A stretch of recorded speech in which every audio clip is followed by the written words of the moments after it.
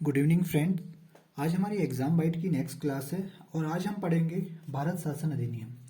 ठीक है, डिस्कस करते हैं भारत शासन अधिनियम। शासन अधिनियम 1919। तो इसके बारे में हम डिस्कस करते हैं, थोड़ा ब्रीफ इंट्रोडक्शन इसका देते हैं। देखिए हुआ क्या, देखो 1917 में जो ब्रिटिश सरकार थी उसने फर्स्ट टाइम ये घोषित कर दिया था। 1917 में ये घोषित किया ब्रिटिश सरकार ने, ब्रिटिश जो गवर्नमेंट थी, बीजी लिख देता हूं मैं, ब्रिटिश गवर्नमेंट ने ये घोषित किया कि हम लोग ये चाह रहे हैं। उनका उद्देश्य क्या है, देखो उनका उद्देश्य, ब्रिटिश सरकार ने बोला कि हमारा उद्देश्य है हम एक उत्तरदायी सरकार दें। मतलब उत्तरदायी सरकार की उन्होंने बात करी। इसका मेन मोटो क्या है, देखिए उनका उद्देश्य उत्तरदायी सरकार के, हमारे बाद आप लोग सरकार में आ सकते हैं। ठीक है, तो इसे जो एक क्रमिक रूप से 1919 में हमने इसे हमने भारत शासन अधिनियम का, लेकिन ये जो इसका कार्य स्टार्ट हुआ था ना, इसका काम जो स्टार्ट हुआ, जो स्टेब्लिश्ड हुआ था, वो 1921 के करीबन हुआ था।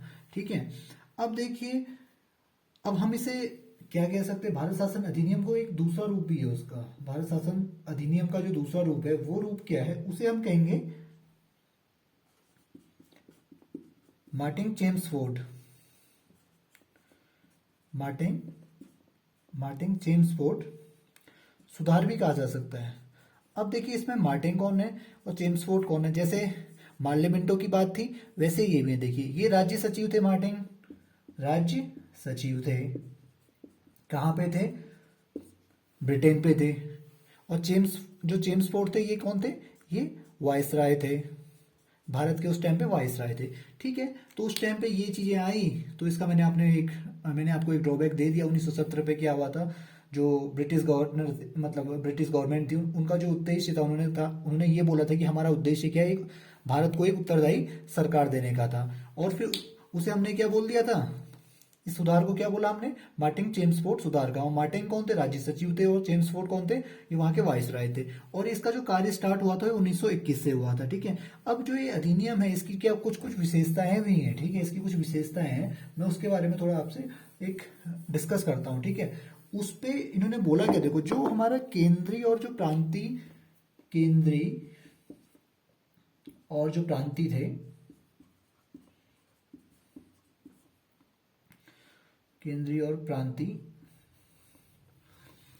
इन्होंने बोला, इस अधिनियम पे बोला केंद्रीय और प्रांतीय जो विषयों की सूची बनाओ। मतलब जैसे हमने आजकल नहीं कहते राज्य सूची में ये है, केंद्र सूची में ये है, तो वैसे इन्होंने इस विषय पे एक सूची बनाने की बात कही थी। ठीक है, इस विषय पे एक सूची बनाने की बात कही थी, उसकी पहचान करो बोला था। ठीक है, उसका मेन क्या था, देखो जो केंद्र से थी ना, केंद्र है उनकी जो केंद्रीय और प्रांतीय जो परिषद थी, उनपे इस सूची को डालना था। और उस पे केंद्र का जो रूल था उसे थोड़ा कम करना था, केंद्र की पावर को थोड़ा कम करना था। उसके रिस्पेक्ट में इन्होंने एक के विषय में, प्रांतीय विषय पे एक सूची बनाई थी। ठीक है, अब देखिए, अब जो और एक इंपॉर्टेंट बात इसमें क्या है, जो प्रांतीय विषय थे ना, प्रांतीय विषय थे, उसे दो भागों में इन्होंने डिवाइड कर दिया था।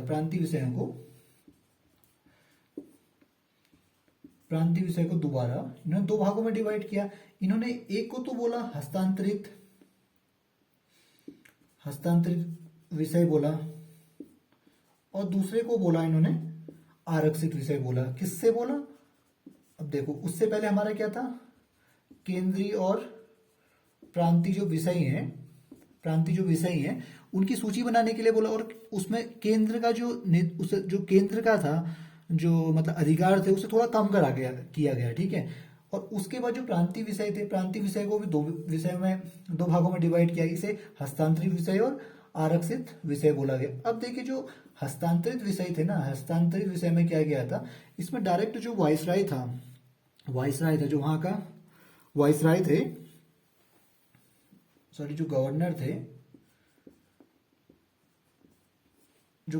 थे, वो लोग इसके लिए ना, जो इसकी परिषद थी उसके लिए क्या थे, उत्तरदायी थे। इन विषयों पे जो यहाँ के गवर्नर थे वो उसके लिए उत्तरदायी थे। जो आरक्षित थी, आरक्षित में क्या था, ये इसे गैर मतलब जैसे कहेंगे, जो इसके लिए उत्तरदायी नहीं थी, जो उत्तरदायी नहीं थी उस पे आरक्षित विषय की जो सूची थी उस पे रखी गई थी, किस पे, प्रांतीय विषय के रिस्पेक्ट पे दी गई थी। ठीक है, अब हम लोग इस पे एक चीज और बोलेंगे, इसको हमने क्या करना, एक कदम था ये, एक द्वैत शासन के की दिशा में, द्वैत शासन की दिशा मतलब द्वैत मतलब दो, ठीक है, की दिशा में एक कदम टाइप का था, लेकिन ये सक्सेसफुल नहीं हुआ था। ये सक्सेसफुल क्यों नहीं हुआ था हम ये आगे की क्लासों में पढ़ेंगे। ठीक है, और अब इसमें क्या था, और फर्स्ट टाइम इसमें इन्होंने द्विसदनीय जो व्यवस्था होती ना उसके रिस्पेक्ट में इन्होंने बात करना स्टार्ट कर दिया था। द्विसदनीय व्यवस्था जैसे लोकसभा और राज्यसभा की बात होती थी, ठीक है, तो द्विसदनीय व्यवस्था के बारे में इन्होंने बात कर दी थी, द्विसदनीय व्यवस्था के बारे में। ठीक है, इस शासन में बात की गई थी, और साथ में ये भी बोला गया था, इसके साथ में क्या चीज और बोला गया, इसके साथ में ये बोला गया था कि हमें हमें यहाँ प्रत्यक्ष निर्वाचन की भी बात इन्होंने करी थी। प्रत्यक्ष निर्वाचन किस विषय, निर्वाचन किस रिस्पेक्ट में होता था, देखो जैसे आज की डेट में तो हम प्रत्यक्ष निर्वाचन में हम, मैंने कल जैसे बताया था, किसी भी जाति धर्म या किसी भी कोई व्यवसाय करता हो, या मतलब जो 18+ हो जाता है आज, तो वो इस पे एलिजिबल होता है निर्वाचन के। लेकिन उस टाइम पे ऐसा नहीं होता था। उस टाइम पे क्या था, देखिए, जो ज़्यादा टैक्स पे कर रहा है, जो टैक्स पे कर रहा है, या कोई विश्वविद्यालय से पढ़ा हुआ है, विश्वविद्यालय से जो पढ़ा हुआ है उसके रिस्पेक्ट में, या मतलब कौन कितना धनी है उसके रिस्पेक्ट में यहाँ पे वो लोग इसमें क्या होते थे, मतदाता होते थे, मतदाता होते थे। ठीक है, यहाँ पे और द्विसदनीय व्यवस्था की बात की गई थी, तो इसमें लोकसभा और राज्यसभा का भी एक इस द्विसदनीय व्यवस्था में की एक व्यवस्था की गई थी, लोकसभा और राज्यसभा की भी की एक नींव रखी गई थी, लोकसभा और राज्यसभा की भी एक नींव रखी गई थी। ठीक है, अब अब हमने ये देखना है, एक दो चीजें पॉइंट और हैं इस पे। जो वायसराय था ना, हमारे वायसराय थे, इसमें वायसराय कौन थे, जेम्स कोड थे। वायसराय में की जो एक कमेटी थी ना, उसमें 6 सदस्यों की एक कमेटी रखी जाती थी, 6 सदस्यों की एक कमेटी रखी जाती थी। ठीक है, एक समिति रखी जाती थी, एक समिति रखी, और उसमें क्या होता था ना, 3 मेंबर इसमें क्या होता है, 3 मेंबर इसमें क्या होंगे, भारतीय होने क्या थे, अनिवार्य थे, भारतीय होने इसमें अनिवार्य थे। ठीक है, अब जैसे मैंने आपको बताया था अभी, जो इसमें जो मतदाता थे, मतदाता कौन थे, जो टैक्स पे ज्यादा कर रहे थे, या मतलब उनकी शिक्षा के आधार पर उनको दिया जाता है, या जिसके पास संपत्ति ज्यादा है उनको मताधिकार का एक, मतलब वो लोग मताधिकार दे सकते थे किसी भी क्षेत्र पे। ठीक है, और सबसे बड़ी बात क्या थी ना, देखो 1900 इस अधिनियम के थ्रू 1926 में क्या हुआ था, 1926 में 1926 में हमें केंद्रीय सिविल सेवा की, केंद्रीय एक वो रखा गया था, बोर्ड रखा गया था। ठीक है, केंद्रीय सिविल सेवा के लिए, केंद्रीय सिविल सेवा के लिए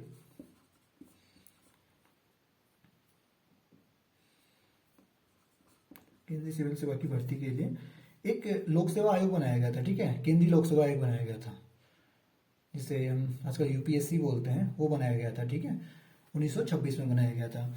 अब देखिए, अब हमने इस पे एक दो सुधार और किए। देखो इस पे क्या क्या, जो केंद्रीय और जो राज्य, हमने जो परिषद की बात कर रहे थे ना, केंद्रीय और जो राज्य, जो प्रांतीय परिषद थे, उन पे उनके लिए अलग अलग बजट बनाए थे, वो केंद्रीय और प्रांतीय के लिए ना।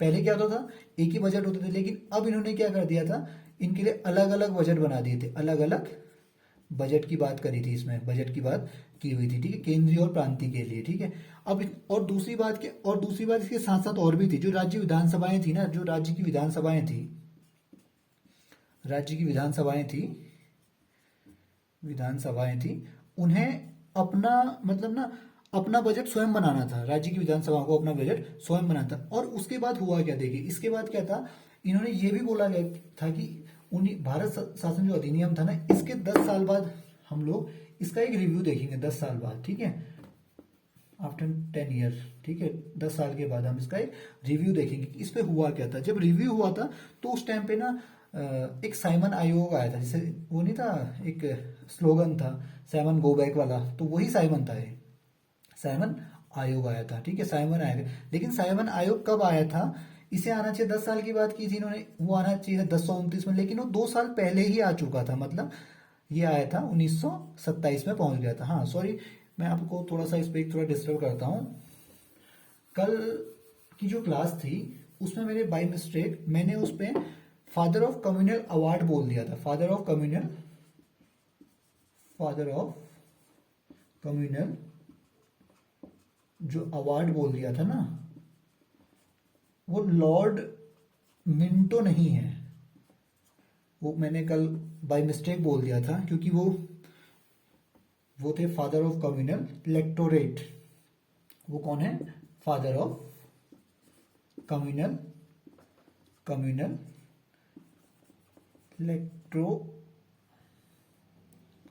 इलेक्टोरेट है, ठीक है। कौन है? Lord Minto. कल ये थोड़ी मिस्टेक हो गई ना, कि थोड़ा सा बोलने में हो जाती है मिस्टेक। तो कम्युनल अवार्ड था वो, ये नहीं थे, वो ये थे, ठीक है। लॉर्ड मिंटो कौन थे? फादर ऑफ कम्युनल इलेक्टोरेट थे, ठीक है। और जो फादर ऑफ कम्युनल अवार्ड है वो रैमजे मैकडोनाल्ड है। कौन है? रैमजे। उसके बारे में हम थोड़ा बाद में अगर नेक्स्ट क्लास में पढ़ेंगे। Ramsay MacDonald. अब आप उससे कर सकते हो, जैसे मैकडी जाते हैं ना, उससे आप याद कर सकते हो मैकडोनाल्ड, ठीक है। तो अब ये कल मेरी थोड़ी मिस्टेक हो गई थी, मैं इसे थोड़ा, आप यहाँ पे इसे करेक्शन कर लीजिएगा। तो ठीक है, अब मैं आपको बता रहा था इसके 10 साल बाद की बात, ठीक है। इसके 10 साल बाद उसे आना था। कब आना था? 10 नहीं, 1929 को आना था, लेकिन आ कब गया था? 2 साल पहले ही आ गया था। कौन सा आया था? साइमन आयोग आया था, साइमन आयोग आया था। इसे ब्रिटिशर ने भेजा था, ठीक है। अब इस पे क्या था? इसके नेतृत्व में क्या हुई थी? साइमन आयोग के नेतृत्व में 7 सदस्य की एक क्या बनाई गई थी? समिति बनाई गई थी। अब जो 7 सदस्य थे ना, ये सब के सब कौन थे? ये थे सब अंग्रेज थे, ब्रिटिशर थे। तो इसका इन्होंने, जितने भी हमारे भारत पे दल थे ना, जैसे हम उस टाइम पे हमारा इंडियन नेशनल कांग्रेस थी, और जितने भी हमारे सांप्रदायिक दल बने थे, या जो हर क्षेत्र से अलग अलग दल बने हुए थे, उन्होंने इसका क्या किया था? विरोध किया गया था। क्योंकि देखो, इसमें 7 के 7 सदस्य वही थे, और ये अपने अकॉर्डिंग सब कुछ कर रहे थे, ठीक है। अब इन्होंने क्या किया था? देखो ना, 1930 में इन्होंने अपनी एक रिपोर्ट दी थी, अपनी क्या एक रिपोर्ट निकाली, ठीक है। अब इस रिपोर्ट में कुछ पॉइंट थे। इन्होंने क्या बोला था कि इसमें जैसे जो द्वैत शासन की हमने बात की थी, इसमें द्वैत शासन हो गया, प्रणाली और राज्य, और यहाँ पे लिख लेता हूं मैं थोड़ा सा, ठीक है। द्वैत शासन प्रणाली, द्वैत शासन की बात की, प्रणाली, और जो राज्य सरकार थी ना, राज्य सरकारों का विस्तार,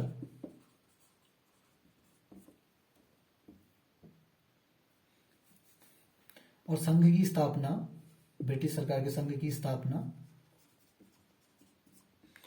इस टाइप के इन्होंने। और हाँ, जो सांप्रदायिक प्रतिनिधित्व था हमारा, जो सांप्रदायिक निर्वाचन था, सांप्रदायिक निर्वाचन की बात इन्होंने करी थी, ठीक है। निर्वाचन की इन्होंने बात की थी।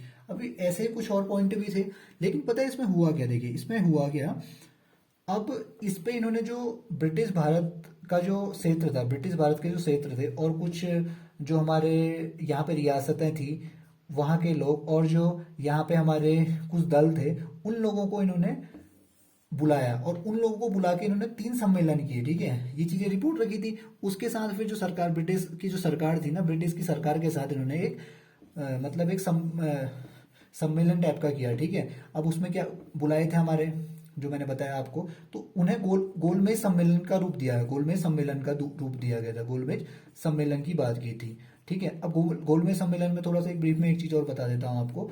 इस सम्मेलन में जो गांधी जी थे, गांधी जी ने बस जो सेकेंड गोलमेज सम्मेलन था, बस उसी पे ही भाग लिया हुआ था, ठीक है। अब देखो, जब गोलमेज सम्मेलन हुआ, इसके बाद इनका कुछ निर्णय निकले। जब इनके कुछ निर्णय निकले ना, तो उसे इन्होंने क्या कहा था? व्हाइट पेपर कहा था इन्हें। जब तीनों गोलमेज सम्मेलन के बाद, 3 हुए थे गोलमेज सम्मेलन, ठीक है, गोलमेज सम्मेलन हुए थे, ठीक है। अब इसके बाद जो इनका निर्णय निकला ना, उसे क्या कहा था? इन्होंने श्वेत पत्र कहा था, ठीक है। श्वेत पत्र कहा था, ठीक है। अब जो श्वेत पत्र का जो डिसीजन हुआ ना, उन्होंने कहा था श्वेत पत्र के अकॉर्डिंग ही हम कौन सा निकालेंगे? 1935 में क्या निकालेंगे? भारत शासन अधिनियम निकालेंगे, ठीक है। भारत शासन अधिनियम की बात इन्होंने करी थी, ठीक है, भारत शासन अधिनियम। अब इस टॉपिक को हम स्टूडेंट कल पढ़ेंगे, ठीक है, क्योंकि वीडियो बड़ा ज़्यादा हो गया। अब देखो मैंने जिस अकॉर्डिंग आपको बताया, फिर श्वेत पत्र आया, 3 गोलमेज सम्मेलन हुए, उसमें दूसरे वाले पे गांधी जी ने लिया था, ठीक है, दूसरे में उसमें उन्होंने भाग लिया था। तो 1935 में क्या आया, इसका श्वेत पत्र के बाद इन्होंने 1935 में भारत शासन अधिनियम की बात करी थी। अब इस टॉपिक के बारे में हम कल पढ़ेंगे। तो स्टूडेंट आप ये बताइए कि आपको ये लेक्चर कैसा लगा, ठीक है, और आप इस लेक्चर को, इस वीडियो को अपने दोस्तों को, अपनी फैमिली के पास, और जो दोस्त आपकी तैयारी कर रहे हैं आप उन लोगों को शेयर कीजिए, और ज़्यादा से ज़्यादा इस चैनल को सब्सक्राइब कीजिए, लाइक कीजिए। Thank you.